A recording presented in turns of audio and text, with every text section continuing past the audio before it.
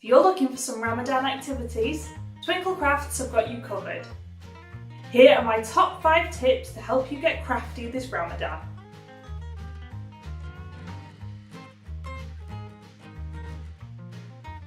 These boxes and baskets are a great way to present your Ramadan or Eid gifts to family and friends.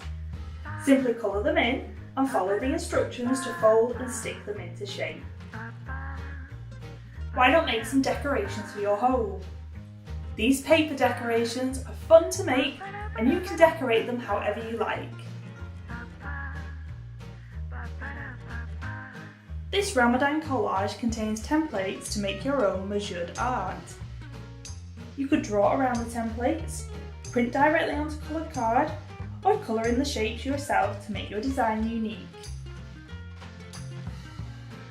This crown is an easy Ramadan craft for children to try independently. Simply colour it in and cut it out.